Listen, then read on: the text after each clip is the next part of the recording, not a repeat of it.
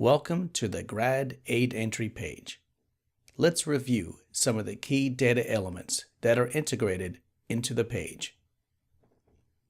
The first section of the page, which can be hidden by clicking the arrow, provides key information about the student and a link to email the student. In addition to basic student bio and demo details and the student's photo, you will find links to service indicator holds on the student account, Enterprise eCenter, and student FERPA elections.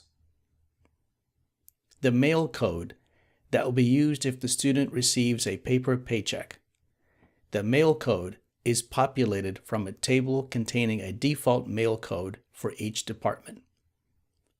If the mail code is incorrect, the student may modify it from their GFS snapshot in My Access. Citizenship status, which will tell you if the student is a U.S. citizen, permanent resident, or international temp, non-resident of the U.S. TA level, which will tell you if the student is authorized to receive a teaching assistantship. Direct deposit enrollment status. Please encourage the student to enroll if you do not see the green check mark, to ensure that the student receives pay as quickly as possible. Student enrollment status. Payroll deduction status. If a student has an active assistantship for the current quarter, she or he can enroll in payroll deduction to have non-tuition charges on the student account paid by deducting equal amounts from each paycheck during the quarter.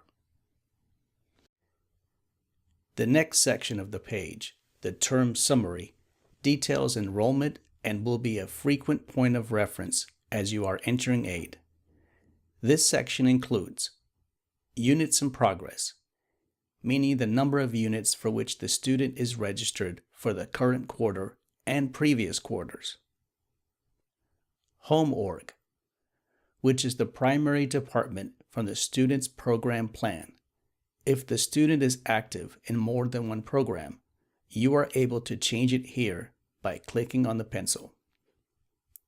Tuition category, in which the student is active. This drives the amount of TAL that is applied when you enter an assistantship. Health subsidy status, which will tell you whether or not the subsidy has been awarded. To the right of the term summary, the aid year is displayed. If the student also has aid entered in either the postdoc or non-matric modules, you will see an indicator of this here.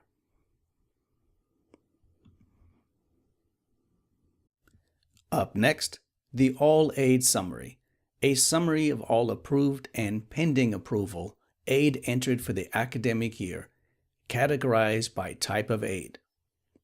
A periodic review of this section is helpful in identifying quarters where aid may have been under or over awarded.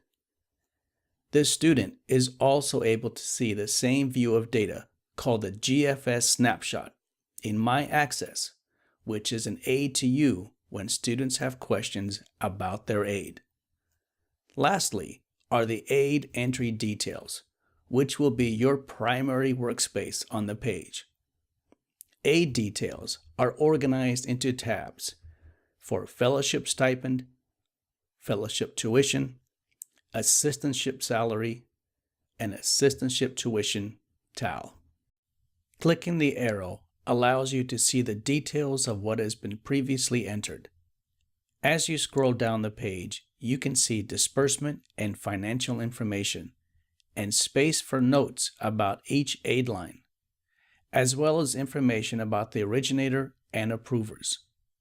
In each tab, the layout will be slightly different to accommodate the type of aid being entered. Action icons. These icons allow you to add a new aid line, save a line with a status of draft that will not be routed to workflow. Use the checkbox to choose a line to save and submit to workflow. Use the checkbox to choose an existing line to cancel, or delete an aid line that has not yet been routed to workflow. Reset allows you to delete entries that have not yet been saved.